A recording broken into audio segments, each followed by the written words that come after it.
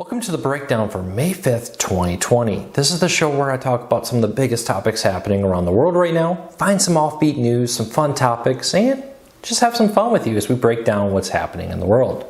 Now, this show is still in kind of early pre-production. We're kind of deciding how this will all look, how this will all work. As you notice, I'm inside today.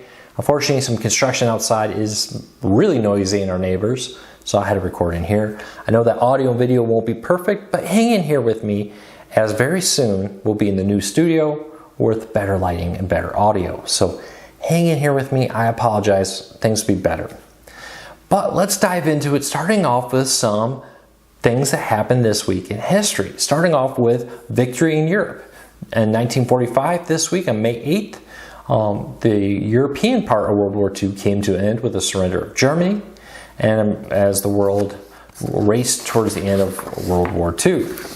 In 1994, on May 6th, the English Channel opened for the first time, connecting the UK to mainland Europe, making travel between the United Kingdom and Europe a lot easier, especially for freight, cargo, and other items. And lastly, this week on May 5th, Alan Shepard became the first American to go into space. So, pretty cool. If you want to learn more about any of those events, I'll put a link to them down in the show so you can read about them over at history.com. And if there was a big event this week I missed, leave me a comment. Let me know. I'll be trying to find some cool things that happen every week when we do these videos. Now, let's dive into the news. So, in the United Kingdom, police were called to capture what was believed to have been a tiger roaming in the wild. Helicopters and armed police descended on the location just to find out it was a statue. Much to the chagrin probably of the person that called the police, thinking that they had a real-life tiger running around. But nope, it was unfortunately just a statue left out in the wild for some reason. So, are you homeschooling? If you're like me, you're homeschooling your kids. We have a little over a week left of school left for my daughter. I am very excited. And as probably you may suspect, many Americans are suddenly discovering that teaching kids, homeschooling and teaching in general is a lot more difficult. According to a new study after the virus happened, the number of Americans who say teachers are underpaid has shot up to 77% of Americans. Now, I will be the first to say, teaching is very hard. I used to be a summer camp director, and that was a difficult job. Trying to manage hundreds of kids, keep everybody happy, everybody fed, everybody safe, teach them something, have them entertained, and more. I can only imagine the pressure of a school teacher who not only has to do all that, but also has to teach for standardized testing and make sure the kids are prepared to move on to the next level. So I find it very interesting. But what I did also find interesting was a growing trend in the United States where a growing number of Americans are saying, hey, maybe we're going to be homeschooling our kids. Some people may be doing it because, hey, we're discovering that this virus is kind of scary. I hear a lot of people too that it brings a lot of freedom. My wife and I even looked at it for this particular cause when we were in Michigan, or families in Michigan, where we're living in Texas, traveling back and forth.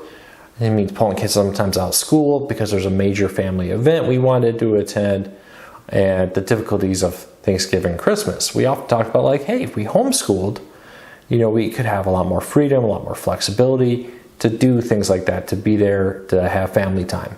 And I think a lot more Americans, according to studies, are starting to discover that that's true. Now, the flip side is homeschooling is very difficult, especially if you're going to do it right, to get your kids prepared. Now, we looked at definitely a lot of the systems like the online systems where the kids watch videos and take classes online, and then they have to test and they have to pass that test before they can move forward. If they fail the test, they got to go back and redo that section, watch the videos again, reread the sections, and then retake the test again before they can move forward. So I'd love to know, anybody here homeschooling? Anybody with this decide, hey, maybe homeschooling is something we want to do next year? Why was that? Or are you like, oh, no, this is way too hard, way harder than I ever thought it would be. So leave me a comment, let me know what your thoughts are on homeschooling, and should teachers be paid more? I'd love to hear your thoughts. All right, next up, Public newspapers, local newspapers are struggling. And this virus is actually maybe one of the death nails in a vast majority of newspapers. We are hearing reports, or I've heard from people inside the industry, that many local newspapers are right on the brink of declaring bankruptcy because ad revenue has collapsed during the virus. Couldn't have come at a worse time, as the second largest owner of newspapers back in February, I believe it was, link in the show notes, declared bankruptcy already. And now local newspaper revenue has collapsed, even as more Americans are turning to local news, like newspapers, local TV, and more for it. Now, this isn't just about the virus. A lot of this has to come down to the fact that there's more competition. 30 years ago, you had the evening news on one, so you had the newspaper, maybe a local radio station, but the vast majority of Americans didn't have a lot of other news options. So newspapers, TV once a day, no DVR, so if you missed the evening news, your newspaper was basically the other option. Now there's a lot of competition. There's a lot of local news online sources that have really eaten into newspapers. A lot of that comes down to the fact that a lot of local newspapers resisted putting their content online because they were unwilling to compete with their print version. As more and more Americans went online, that meant more and more Americans were going to TV stations, which turned out to be a lot more interested in online, local radio, and a growing number of local online-only news organizations. So it's kind of become the perfect storm. More people, less revenue, higher costs right now trying to get your staff out into different areas to cover everything happening has led to a potential collapse of local news. This could mean that in a year or two, the vast majority of Americans won't have a local newspaper anymore. Now, for some people, they're like, that's great. I got like 3 local news online sources. I got 3 different local TV stations with great news. And I got maybe a talk radio news station on the radio I can flip to anytime to get breaking news for my local area. So it really does raise a question. Has newspapers become redundant? I would say no. I think newspapers are very important. I would say, unfortunately for most newspapers, they have failed to keep up with the times. They have failed to reach the audience where the audience is. Like many things in life, how people consume news has changed. And I think newspapers failed to be ready for that. And now that they're trying to flip over to that, it's very late. My local newspaper recently used to allow you to have 3 news articles a month for free. Then you had to pay. They recently went 100%. If you don't pay, you can't read our news, which is tough. While you may get some people, increasingly people are like, oh, well, that news story was also covered on the local ABC, NBC, or CBS, Fox, whatever news site. So let me just flip over there and read the story over there for free. So we'll definitely need to keep a close eye on this. But don't be surprised if you wake up here in a few months and the vast majority of local newspapers have shut down or have at least declared bankruptcy. This definitely does concern me. I think local news is very important. I don't want local news to go away. But at the same time, I recognize the fact that they need to compete more aggressively. And unfortunately for them, the virus has really completely eaten up a lot of their revenue. Think about a lot of the advertising you see in papers, restaurants, local events, upcoming like weddings and more are what you would really use to support a local newspaper. Well, those are the agencies that have been hardest hit. When your dining room is closed, you're not going to be spending a lot of money on your local newspaper to promote it. When the local theater can't perform plays, or the movie theater can't run movies, they're not going to be spending money to put their showtimes and more in the local newspaper, for example.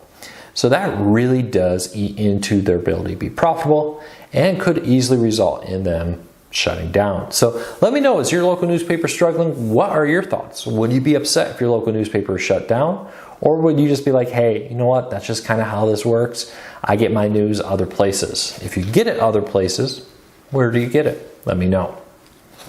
All right, so a book recommendation today. I'm going to recommend Super Mario: How Nintendo Conquered America. This is an excellent book. I read it about 5 years ago. It's incredibly fun, incredibly well-written book. Jeff Ryan is the author's name. He also got one about Mickey Mouse and Disney, which I haven't read yet. It's on my list. I have it sitting in my Audible cart. But this book really dives into how Nintendo of America went from a struggling, barely successful company that may or may not make it here in North America to the dominant company it is today. Talk about the growth of Mario Kart with the surprise success of Donkey Kong, turning into the surprise success of the Nintendo Entertainment System, and its kind of rise and fall in its battle with Nintendo and Sega and others. So if you're looking for kind of an educational book that's very fun, very lighthearted, I'm kind of sick of some lighthearted books right now. With everything happening in the world, we don't need any more depression at this moment. But I would highly recommend you check this out. I think it's an excellent book. If you love video games, you're going to love this book. If you just love a well-written history story, this is an excellent book. And there's a lot of great, if you're a business person, there's a lot of great lessons here you can learn about how Nintendo became so successful from really a point where the question was, will Nintendo even be here in a few weeks or months as they were struggling as a company? So let me know if you have any great book recommendations. Let me know what you think of this show. Hopefully, I'll be able to be back outside next week. And in a few weeks, hopefully we'll be in the new studio. Knock on wood that no delays or anything happen there.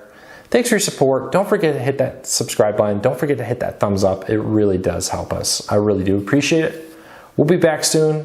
Thanks for your support.